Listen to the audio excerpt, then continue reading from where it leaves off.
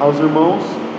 É uma palavra que se encontra no livro de Efésios, no capítulo de número 6, versículos de número 10 ao número 20. É motivo de muita alegria eu estar aqui mais uma vez neste culto de jovens e adolescentes. Como o evangelista Aparecido já disse, nós estamos em um número diminuto, mas o Senhor está entre nós, e onde estiverem 2 ou 3, ali Ele está no meio, e Ele está aqui entre nós. Sabemos que a Sua presença é real em nosso meio, e é um motivo de grande alegria estar aqui trazendo a palavra para esse conjunto, os conjuntos adolescentes, conjuntos jovens, porque eu estava lendo hoje uma palavra também de Paulo a Timóteo, de Paulo aos Tessalonicenses, onde ele fala assim: eu enviei Timóteo até aí onde vocês estão, para que ele me dissesse como é que estão as coisas aí. E quando ele voltou, ele disse que não tinha nada de reclamar sobre vocês, não tinha nenhuma reclamação a fazer sobre vocês, apenas coisas boas. E eu me sinto da mesma forma em relação ao conjunto dos adolescentes e ao conjunto dos jovens. Não tenho nenhuma reclamação a fazer. Sei que o tempo deixará apenas boas lembranças e que a graça de Deus é presente nesse conjunto. Quem encontrou o texto pode ficar sobre seus pés. Nós fazemos a leitura. Normalmente eu costumo deixar que os irmãos façam a leitura assentados, mas há um simbolismo muito interessante na leitura em pé, que é como se a Bíblia é a palavra de Deus. Amém? Amém? Glória a Deus. A Bíblia é a palavra de Deus, e quando nós nos levantamos, é como se nós estivéssemos dizendo para Deus: eis-me aqui, fala comigo, meu coração está aberto para ouvir a tua palavra. Então façamos a leitura da palavra de Deus. Quanto ao mais, sejam fortalecidos no Senhor e na força do seu poder. Vistam-se com toda a armadura de Deus, para poderem ficar firmes contra as ciladas do diabo, porque a nossa luta não é contra a carne e o sangue, mas contra os principados e as potestades, contra os dominadores deste mundo tenebroso, contra as forças espirituais do mal nas regiões celestiais. Por isso, peguem toda a armadura de Deus, para que vocês possam resistir no dia mau e, depois de terem vencido tudo, permanecerem inabaláveis. Portanto, fiquem firmes, cingindo-se com a verdade e vestindo a couraça da justiça. Tenham os pés calçados com a preparação do Evangelho da paz, segurando sempre o escudo da fé, com o qual poderão apagar todos os dardos inflamados do maligno.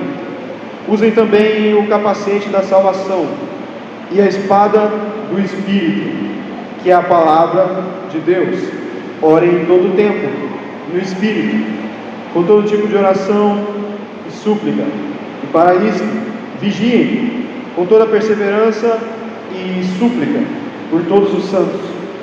E orem também por mim, para que no abrir da minha boca me seja dada a palavra, para com ousadia tornar conhecido o mistério do Evangelho, pelo qual sou embaixador em cadeias, para que em Cristo eu seja ousado para falar, como me cumpre fazer. Esta é a palavra do Senhor. Graças a Deus. Pode se assentar.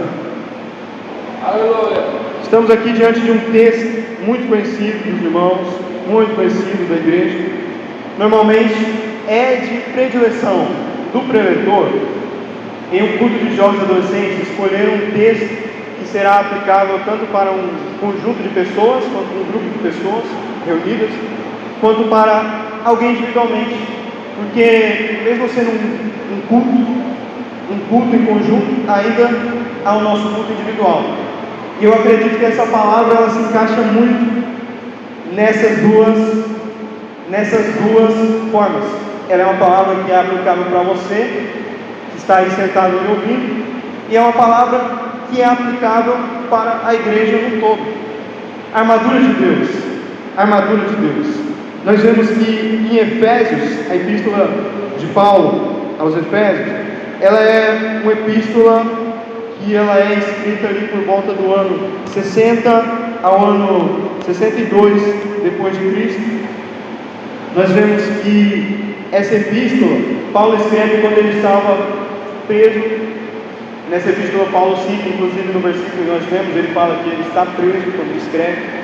E essa prisão de Paulo, provavelmente, é a mesma prisão que nós vemos aí em Atos 28, que fala assim, que Paulo, então, viveu seus últimos anos de vida em prisão domiciliar, em Roma, preso pelo Império Romano, prisão domiciliar, recebendo visitas dos irmãos e podendo exportar muitas cartas para muitas igrejas. E aqui essa é uma dessas cartas que foi escrita em prisão domiciliar de Paulo, que é a carta para a igreja de Éfeso, que era uma carta que, por causa dos últimos versículos, nós podemos intuir que é uma carta que ela foi escrita não somente para a igreja de Éfeso, mas também para as cidades circunvizinhas de toda aquela província.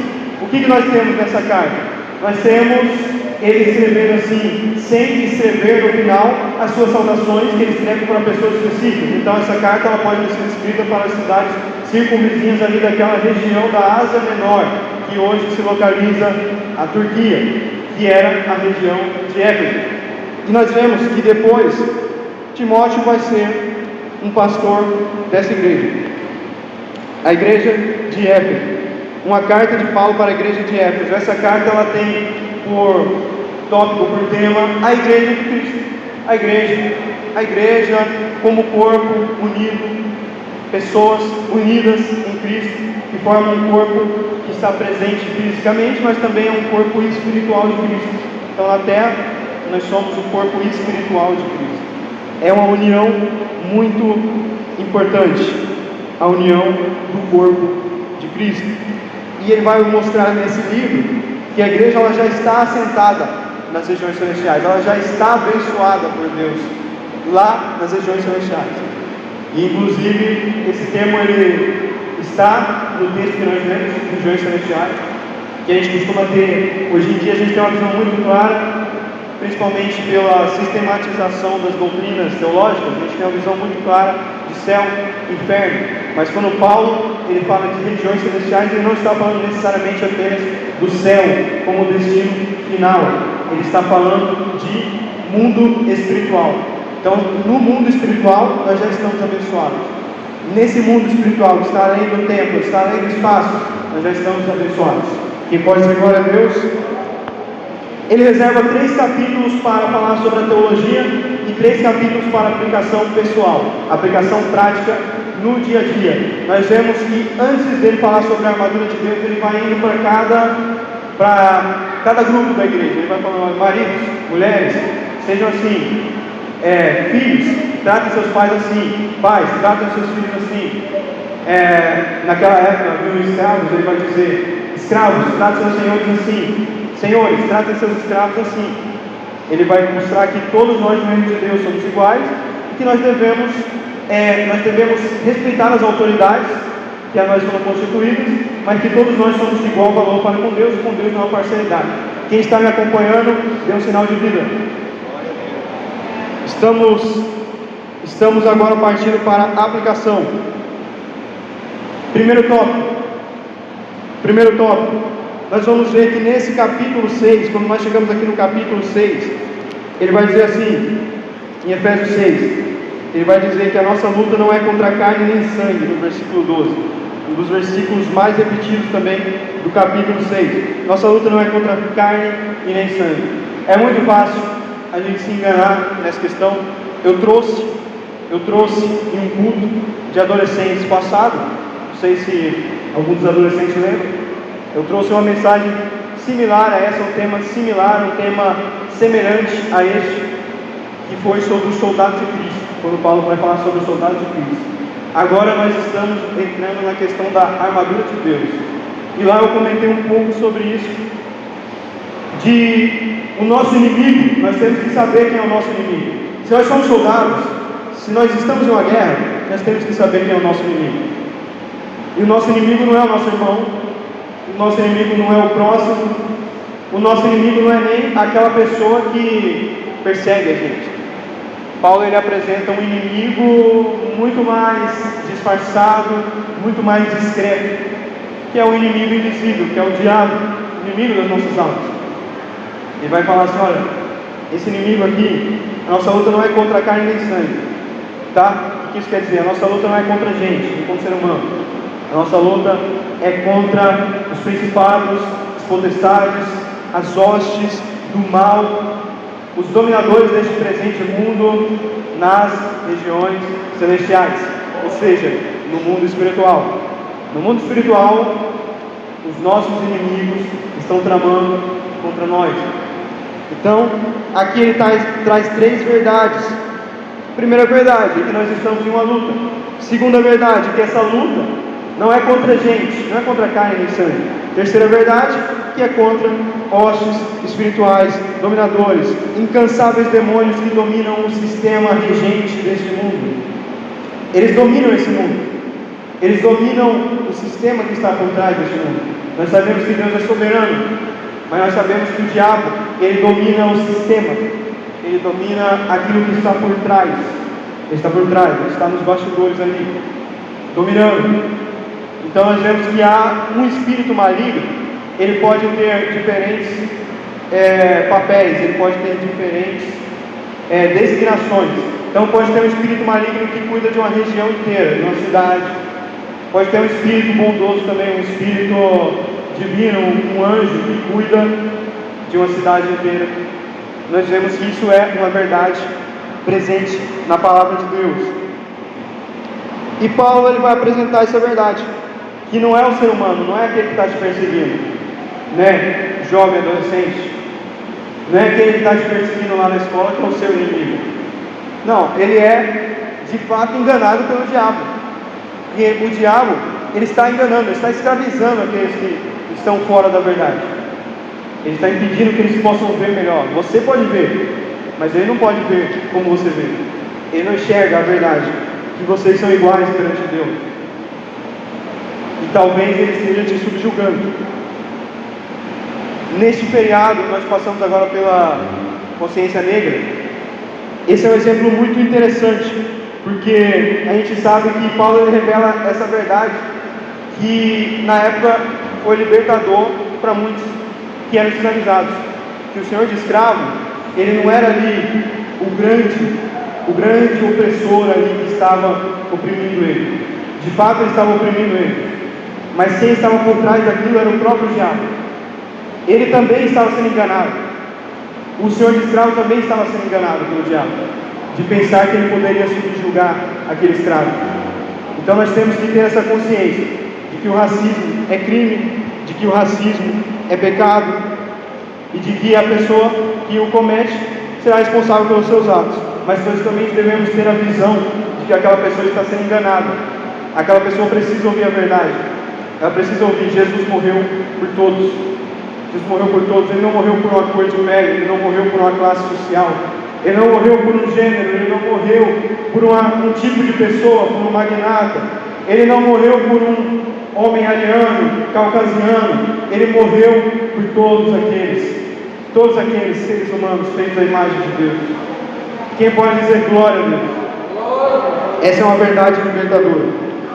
Nossa luta não é contra carne nem sangue, mas contra as potestades do mal. Para estarmos firmes contra as ciladas e no dia mau, precisamos nos revestir.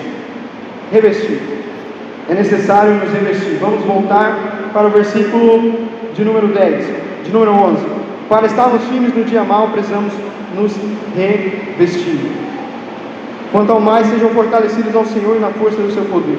Vistam-se com toda a armadura de Deus, para ficar firmes contra as ciladas do diabo. É necessário nos revestir. E nós vemos no versículo 10 que esse versículo está na voz passiva no grego. Então, provavelmente, o que ele está falando não é fortalecer-nos, como algumas Bíblias trazem, mas é: sejam feitos fortalecidos. Quem nos faz fortalecidos, quem nos fortalece, não somos nós mesmos, é o Senhor, é a palavra de Deus. Sejam fortalecidos. No que? Em qualquer coisa? Não. Sejam fortalecidos no Senhor e na força do seu poder. O Evangelho é o poder de Deus para a salvação daquele que crê. é loucura para o grego e escândalo para o judeu, mas ele é sabedoria de Deus, ele é poder, ele é força, e ele é a nossa força no dia mau. O dia mau, o dia mau é uma verdade bíblica. Você vai ter dias ruins, nós vamos ter dias ruins. Essa é uma verdade que muitos de nós não queremos aceitar muitas vezes, que nós teremos dias ruins. Talvez você já esteja num dia mau há muitos dias da sua vida, e você pensa assim, quando é que isso vai acabar? Mas o Senhor está dizendo, para você resistir o dia mau, tome a minha armadura, eu te dou a minha armadura, e há algo do outro lado te esperando, tem um dia bom te esperando do outro lado. Se existe um dia mau, existe um dia bom te esperando do outro lado. Pense nisso, pense nisso. Os dias maus é uma verdade bíblica que se repete. Nós vemos lá em Apocalipse 3:10 que há um dia de provação que é de vir sobre toda a terra. Nós vemos em diversos momentos Jesus falando que no mundo teremos aflições. Nós vemos o exemplo que nós podemos aplicar. Nós sabemos que a grande tribulação é um evento escatológico que acontecerá nos últimos dias, mas nós também podemos aplicar para nossas vidas, e nós sofreremos muitas grandes tribulações nessa terra, e nós sofremos de fato. A igreja sofreu grandes tribulações durante os anos. Talvez não há grande tribulação, mas pequenas grandes tribulações. Nós vemos ali que ela sofreu uma grande perseguição de Nero ali nos primeiros séculos. Nós vemos ali um grande declínio de verdades bíblicas durante o século. Nós vemos que a igreja ela sofre dias maus, mas os dias bons virão. Quem pode dar glórias a Deus? Estamos prosseguindo no texto bíblico. Eu quero dizer que para nós suportarmos o dia mau, é necessário nós estarmos equipados com a armadura de Deus. Você tem interesse em descobrir o que tem nessa armadura? Então me acompanhe para o cinturão da verdade. Cinturão da verdade. Vamos ler, versículo 13. Por isso, peguem toda a armadura de Deus. Versículo 14. Portanto, fiquem firmes, cingindo-se com a verdade e vestindo a couraça da justiça. Cingindo-se com a verdade. Existem duas possibilidades aqui. Essa palavra aparece muitas vezes na Bíblia, se referindo a uma prática comum entre os judeus, que eles eram trabalhadores, então para se locomover, eles usavam aquelas túnicas muito grandes. Então para se locomover era necessário que eles puxassem as pontas das túnicas e amarrassem ali na região da sua cintura. Então eles formavam um cinto. Eles faziam um cinto com as suas túnicas, para que eles pudessem se locomover livremente quando eles estavam trabalhando, por exemplo. Quando eles estavam trabalhando, quando eles estavam na guerra, era necessário que eles fizessem esse cinturão. Então aqui eu poderia aplicar que para que nós possamos nos mover livremente em todas as áreas da nossa vida, é necessário que nós vistamos a couraça da verdade. É necessário que nós vistamos o cinturão da verdade. É necessário que nós coloquemos a verdade do Evangelho como se fosse o nosso cinto. Mas partindo para uma outra possibilidade, é possível que toda essa metáfora tenha surgido da prisão domiciliar de Paulo. Que na prisão domiciliar de Paulo ele estava preso por Roma. Então era muito provável que tinha um guarda romano ali, guardando a porta todos os dias. Ele estava ali com ele, presente. E ele, observando aquele guarda romano, ele viu todos os paramentos, todos os detalhes da sua veste, da sua armadura. E ele então escreve esse capítulo. Ele escreve essa passagem, usando como metáfora a roupa, a armadura daquele soldado romano. Então, na armadura do soldado romano, o que é cingir-se com a verdade? Na armadura do soldado romano, isso seriam tiras que tinham ali nas vestimentas deles. Eram tiras que protegiam a parte inferior do corpo do soldado romano. Então nós vemos que era o cinturão do soldado romano. Então nós podemos aprender com isso que a verdade, para nós estarmos completamente protegidos por Deus, é necessário que nós nos vistamos da verdade. É necessário que nós estejamos sempre verdadeiros, sempre refletindo na verdade da palavra, refletindo na verdade de Deus que Ele colocou no seu coração. É necessário que nós estejamos sempre vivendo em verdade, a verdade de Deus, porque se o nosso inimigo é o pai da mentira, o que será uma arma melhor contra ele do que a verdade? Se nosso inimigo é o pai da mentira, o que nós deveríamos fazer se não andar em verdade? E agora nós vamos para a couraça da justiça. Nos tempos romanos, você tinha essa couraça que era feita de couro duro ou de metal, e ela envolvia o corpo todo do soldado legionário, soldado romano. Você tinha essa couraça que era feita de metal, e ela envolvia o tórax do soldado romano. Ela vinha desde o pescoço até a cintura do soldado romano. Então nós vemos que ele não ficava com nenhuma parte do corpo exposta, ele não ficava com nenhuma parte do corpo ali, nenhuma parte das nossas vidas espirituais pode estar ali exposta às brechas do inimigo, né? Essa é uma reflexão que nós podemos fazer. Então, ele tinha aquela couraça, e aqui Paulo fala, olha, coloquem a couraça da justiça.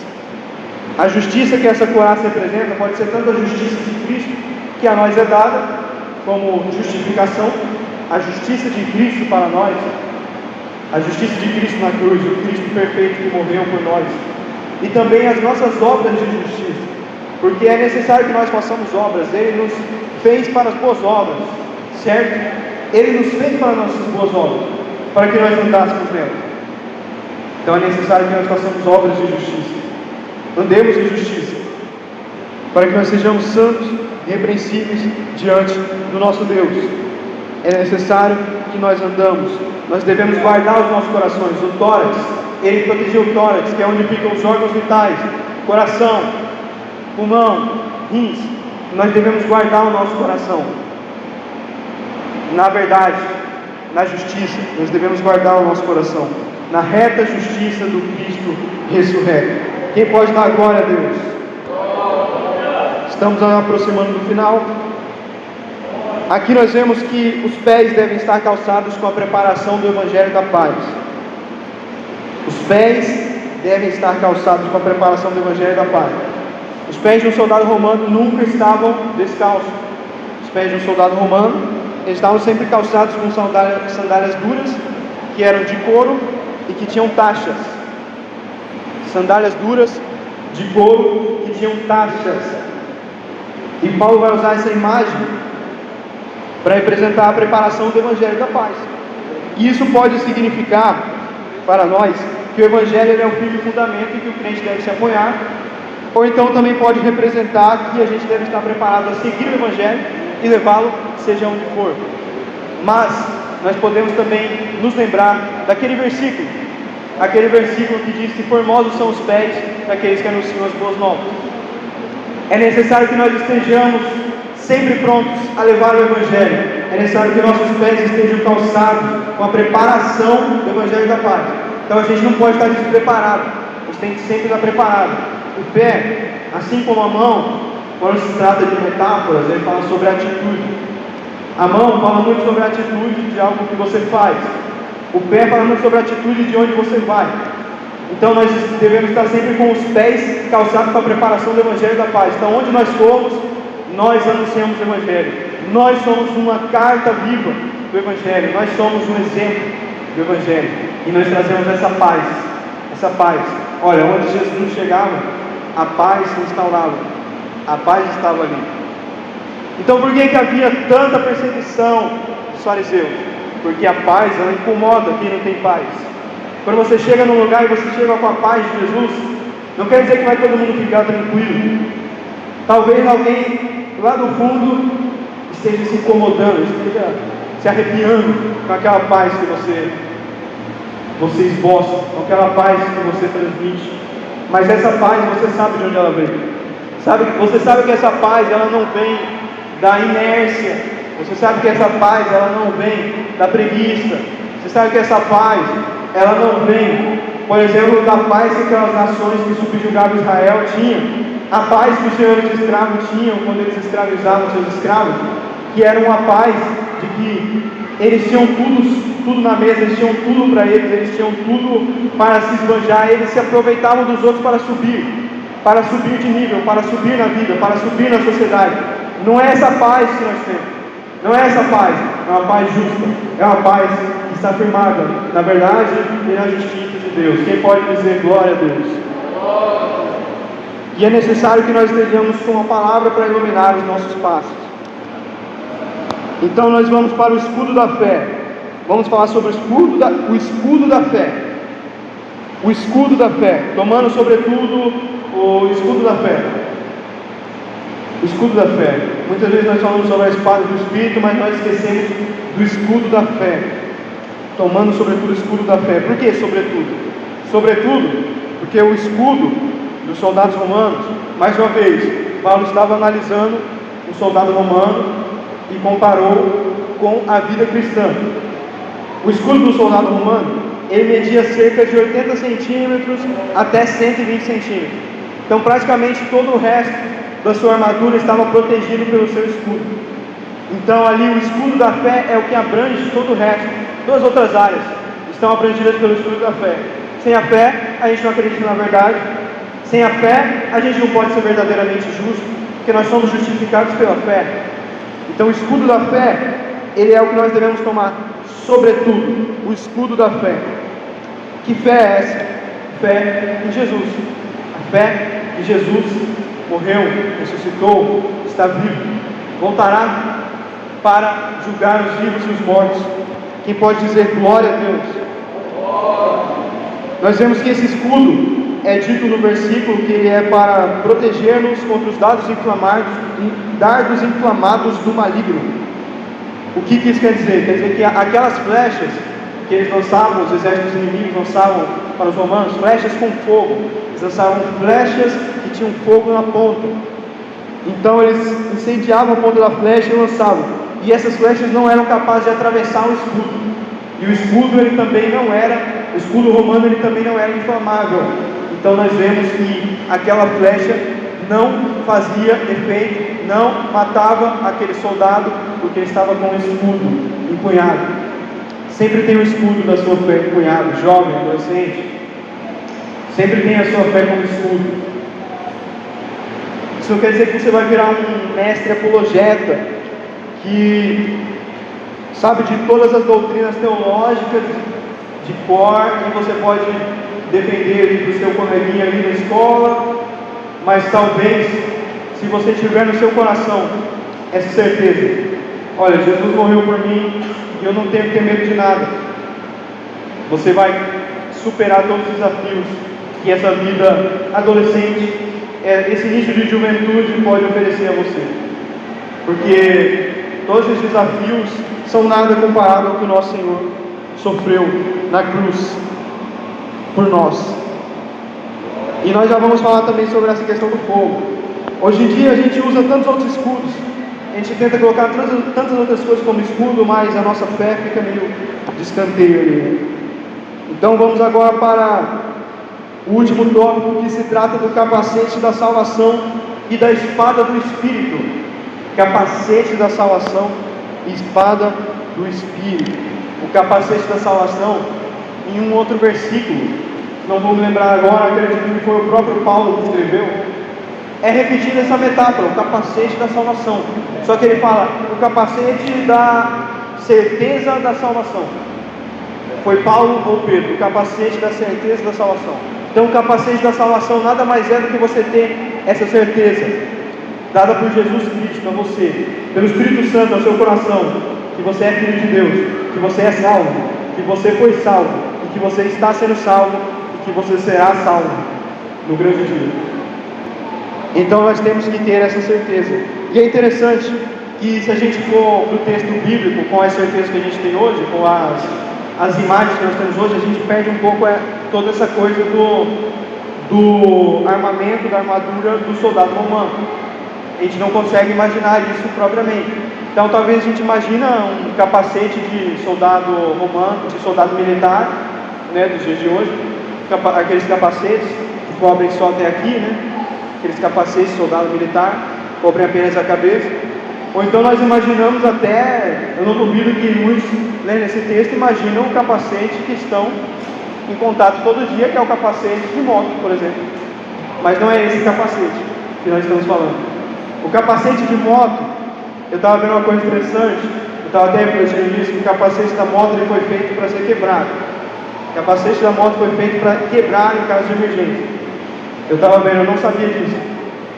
Então aqueles capacetes são bem duros assim, que você não consegue quebrar isso por nada, eles não estão cumprindo o seu papel como capacete.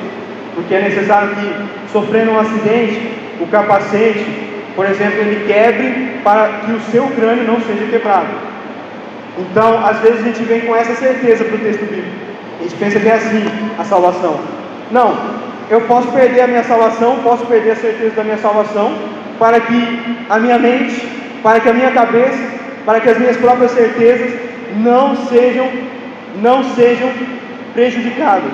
Mas não é isso que é o capacete de salvação. O capacete da salvação ele não foi feito para ser quebrado, como o capacete de moto. O capacete da salvação ele foi feito para estar firme. O capacete da salvação ele está firme, ele é o que te protege. O capacete da salvação ele é o próprio fim, ele não é o meio, ele é o próprio fim. Ou seja, o capacete de salvação ele não é um meio para alcançar um fim, um objetivo, ele é o próprio objetivo. O nosso objetivo é termos a certeza da salvação para nós triunfarmos e rompermos em fé, para que nós possamos na outra vida estarmos glorificados junto à igreja do Senhor, a igreja universal, a igreja que existiu em todos os séculos, a igreja que nunca morreu, a igreja que Jesus não morreu, a igreja de Jesus está viva, está aqui nessa noite. Quem pode dizer glória a Deus? Glória a Deus. A espada do Espírito. A espada do Espírito. Nós vemos que a última peça, mas não menos importante, da armadura de Deus é a espada do Espírito. A espada do Espírito ela é uma arma de defesa e é uma arma de ataque. Nós vemos que a espada do Espírito, a Bíblia, a palavra de Deus, essa não tem tanto mistério porque o próprio Paulo vai explicar, né? Olha, a espada do Espírito, que é a palavra de Deus, para não ficar dúvida. Ele mesmo explicava a espada do Espírito, que é a palavra de Deus. Então nós vemos que a espada do Espírito, ela é essa arma de defesa e de ataque. Mesmo quando nós estamos atacando, nós estamos nos defendendo. Nós cristãos, nós estamos defendendo a nossa alma. E será que a gente usa a Bíblia para atacar o próximo? Não, a gente usa a Bíblia para atacar os nossos inimigos, que são os seres espirituais, as potestades, os demônios que estão tramando contra nós. Inclusive, é muito interessante que na tradição da igreja, os salmos e precatórios de Davi, ou seja, os salmos em que Davi orava pela derrota e pela humilhação e pelo vilipêndio de seus inimigos, são salmos que agora são aplicados a nós para os demônios. Nós podemos orar, nós podemos ler aqueles salmos pensando no inimigo das nossas almas, porque a gente sabe que hoje em dia a gente não quer prejudicar ninguém, pelo contrário, a gente quer que todos venham ao conhecimento, ao pleno conhecimento da verdade e da salvação, assim como Deus ele quer que todos sejam salvos, diferente do que muitas teologias vão nos dizer. Deus ele quer que todos sejam salvos, Deus ele quer que todos sejam salvos, mas para que isso aconteça é necessário que nós sejamos um canal. Quem pode dizer glória a Deus? Espada do Espírito. Aqui eu comparo a espada do Espírito àquela espada lá de Gênesis. Lá no livro de Gênesis, quando eles são expulsos do jardim do Éden, tem uma espada que fica girando para todos os lados no jardim do Éden, e ela está pegando fogo, ela está em chamas. Essa espada ela era de 2 gumes. Então nós vemos que é uma espada que fica girando e pegando fogo. A espada do Espírito é dessa maneira. Só que agora não é mais para nos expulsar, é para nos receber, é para discernir os pensamentos e os conhecimentos do nosso coração. Por quê? Os pensamentos e desígnios do nosso coração. Por quê? Porque o fogo, ele é purificação. O fogo ele é símbolo de purificação. O fogo do Espírito Santo ele é purificação. Então a espada do Espírito é a espada que nos purifica com fogo para o grande dia, para que nós sejamos santos, para que nós nos apresentemos santos diante de Deus. Quem pode dizer glória a Deus? Como o autor de Hebreus vai dizer, a espada do Espírito. A espada, a Bíblia é uma espada. A Bíblia é como se fosse uma espada de dois gumes, que é capaz de discernir os pensamentos e intenções do coração do homem, e corta até a divisão do espírito e da alma, das juntas e das medulas. Essa é a espada do Espírito, a palavra de Deus. Nós devemos estar com essa espada segura em nossas mãos, para que nós não caiamos, para que nós não perecemos, para que nós não pereçamos neste mundo. Essa é uma espada de dois gumes que é capaz de discernir os pensamentos e intenções do coração do homem.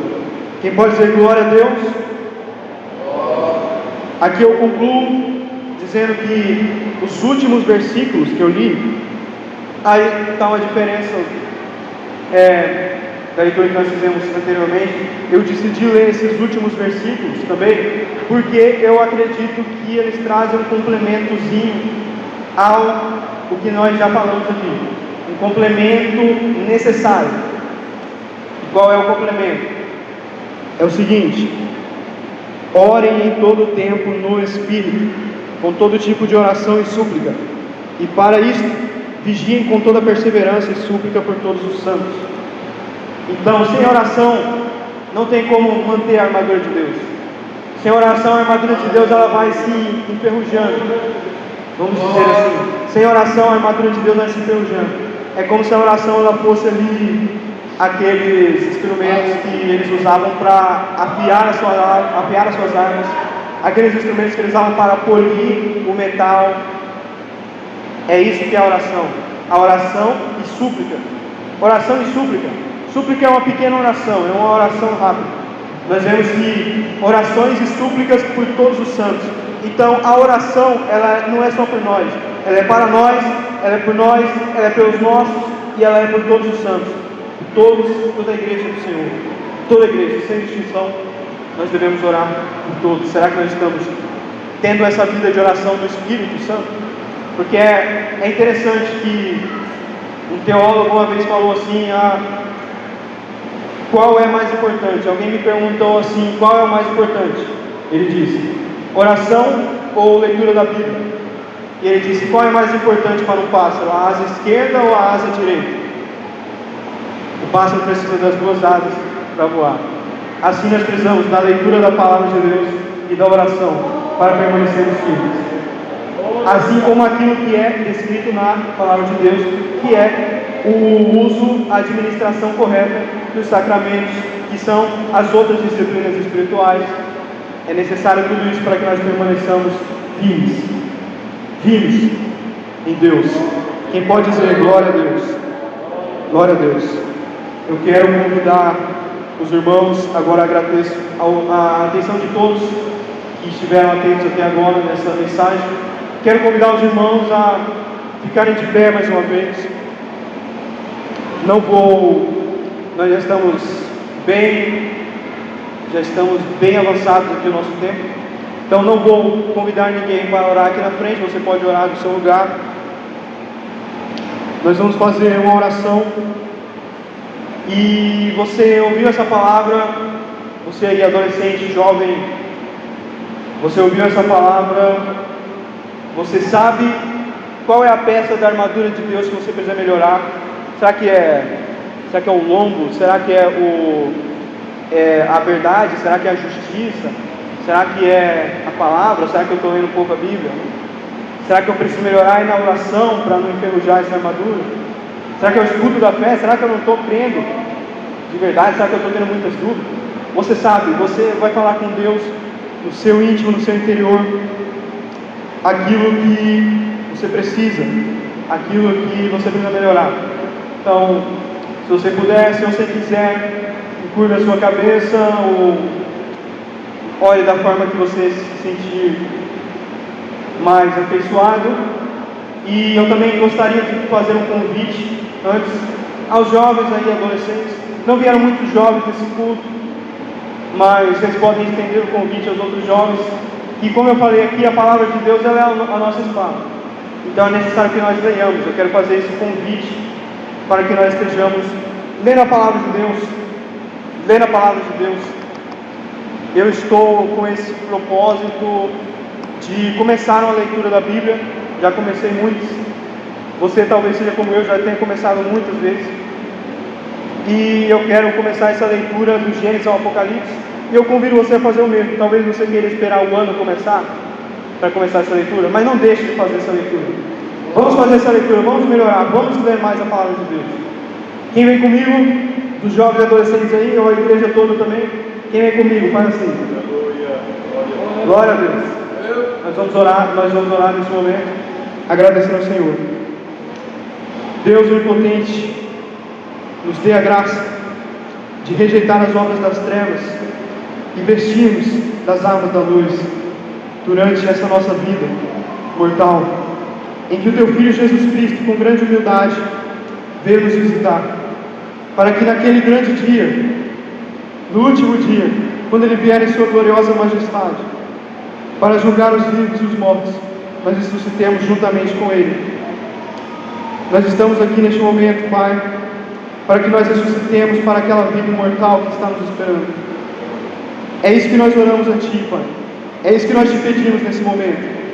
Que o Senhor nos fortaleça, que o Senhor nos fortifique, que o Senhor nos dê aquilo que é necessário para a nossa salvação, que o Senhor nos dê a base, que o Senhor nos dê uma base firme. Mas não é necessário só ter a base, como foi lido aqui hoje. É necessário perseverar até o fim. É necessário perseverar. Então que nós perseveramos. Com essa armadura de Deus, triunfaremos. Nós sabemos, nós cremos em Ti. Nós cremos que estás olhando para nós, o Seu rosto está virado para as nossas necessidades. Nós cremos que não está com os ouvidos tampados para que não nos ouça, que não está com os olhos cobertos para que não nos veja, que não estás com a boca tampada para que não nos responda. Então nós sabemos que responderás nosso clamor. Nós sabemos que o Senhor vai nos dar essa base. Nós sabemos que o Senhor vai nos manter neste mundo, nesta guerra, que nós possamos ser soldados prontos para a batalha, prontos para essa batalha. É isso que nós te pedimos, por meio de Jesus Cristo, que vive e reina contigo e com o Espírito Santo, agora e para sempre. Amém.